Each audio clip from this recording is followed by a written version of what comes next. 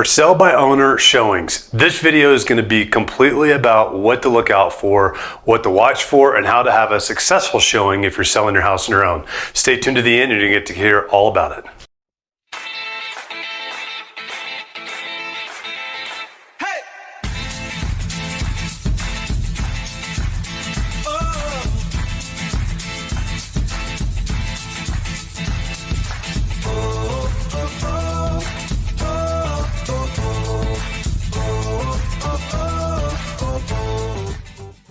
Hey guys, I'm James Dean, team leader of the James E. Mountain Homes team. Thank you so much for watching these videos. Just really quick before we get into the meat of this video, I just wanted to make sure if you haven't done so already, hit that subscription button down below, hit that notification bell. That keeps you updated on all the new videos that we have coming out weekly.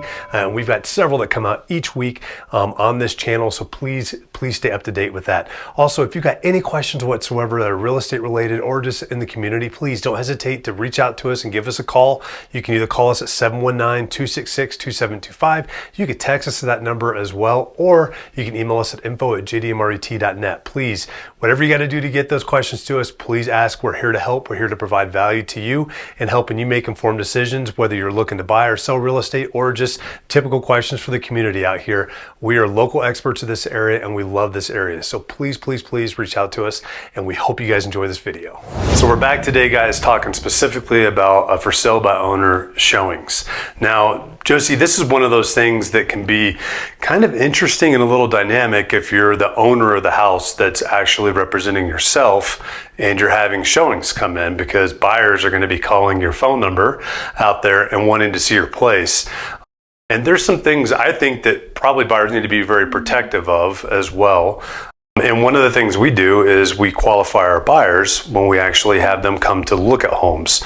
And what does that normally look like for us? Yeah, we definitely want to make sure they're pre-qualified. They're not wasting our time trying to buy a home that they can't even afford. So we usually have them get pre-qualified before we start showing them homes to make sure that they're ready to go. Yeah. It's super important for sale by owner too, that you don't have people coming into your home just to see it for other purposes than to buy it.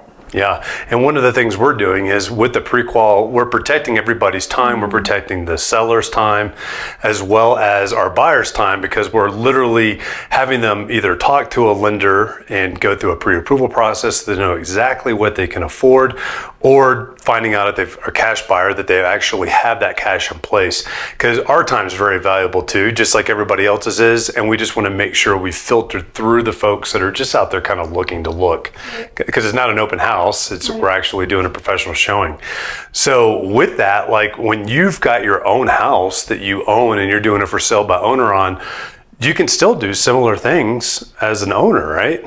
So what would be some things, like if somebody called you to go look at your house today and you were the for sale by owner on there, what are some things that you would probably want to take a look at? Yeah, I think I definitely start asking about what their financing looks like and just get a feel for if they're even ready to buy, the size home that I'm offering, the price home that I'm offering. Even if this is a home that they're interested in, I'll really ask them some questions about what they're looking for as a home, but definitely making sure that they think that they can afford it, that they've already talked to a bank. And there's a possibility of having them even do a letter of approval ahead of time. And that would be an extra level of security, not required, but it is an option.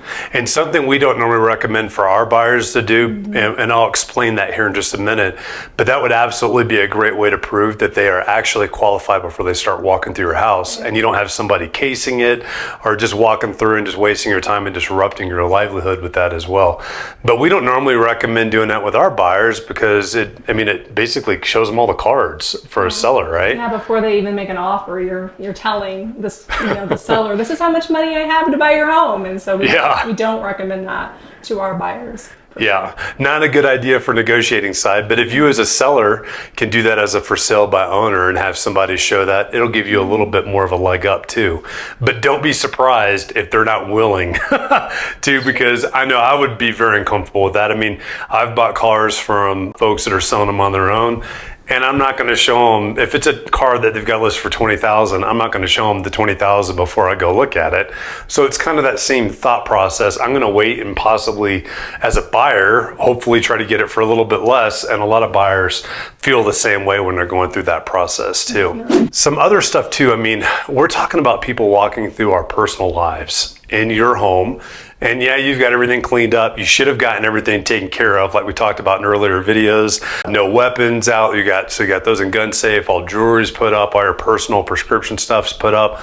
But how comfortable would you be really with letting somebody just walk through your house without you? Yeah, definitely not. I think it'd be super important that you're walking with them if you're showing them the home. If they don't have they're not represented by an agent, definitely be there with them. Yeah, and that's a great point too. I mean, if they are represented by an agent and you still feel, I don't know, at least that need to possibly be there, that could be something that you insist it is your house on there as well. And they're walking through all the personal aspects of your house too.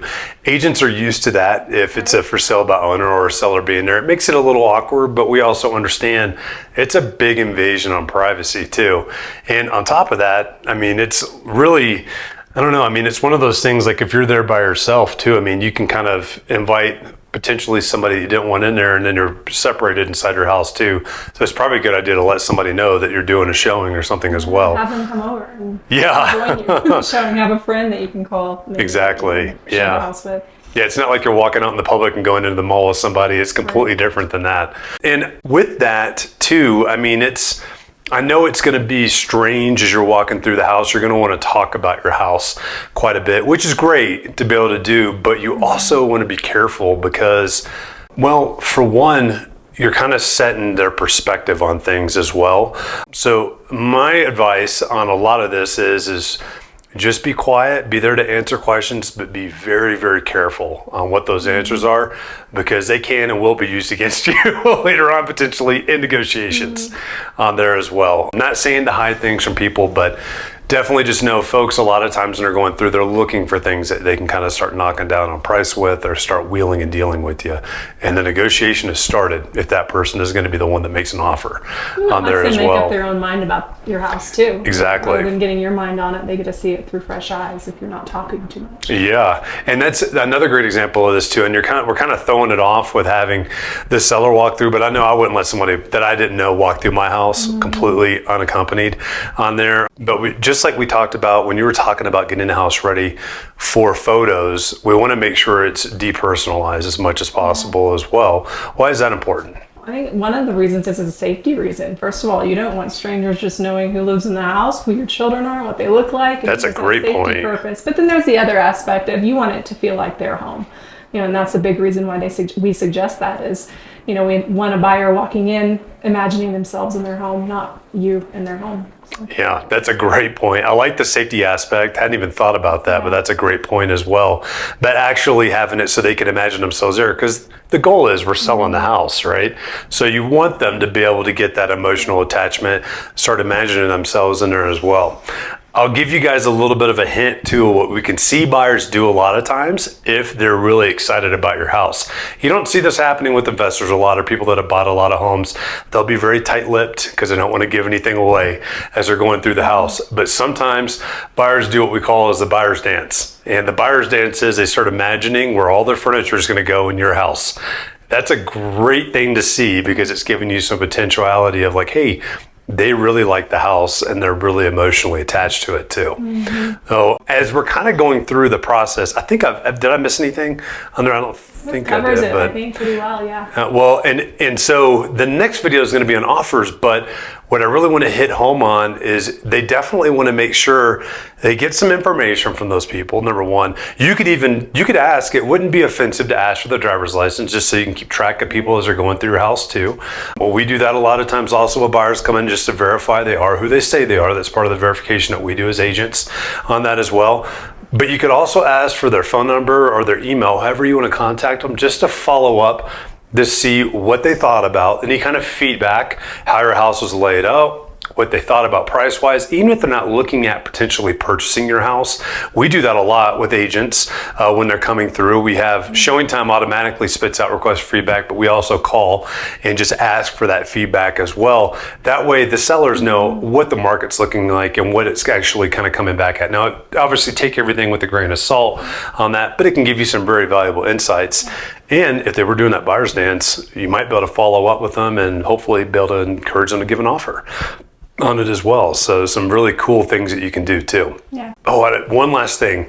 If They do have an agent on there, and this is just part of what the agent's required to do. Don't be surprised when that agent hands you a disclosure just stating that they're not representing you as the owner or the for sale by owner, but they're representing the buyers on there as well. They'll explain all of that. That way it is clear as can be as to who they're actually representing as they go through that process too. So definitely don't be surprised for that also. But I hope you guys stay tuned for the next video. We're going to talk about offers and what that looks like, how to actually weed through those, what to look for on those as well. And I hope you guys are really enjoying this. We're having a good time putting these series together, but I look forward to seeing you guys next time. Guys, I really hope that you enjoyed that video. And once again, before you sign off, make sure you hit that subscription button, that notification bell down below. That will keep you updated on all the new videos that we have come out that are here to inform you and help keep you updated on what's happening here, both in the community and in real estate as well. And once again too, if you got any questions, please do not hesitate to give us a call, 719-266-2725. You can text us at that number as well, or you can email us at info@jdmret.net, and we will get back to you as quickly as possible to answer all of those questions. We're here to serve you, and we look forward to helping you soon.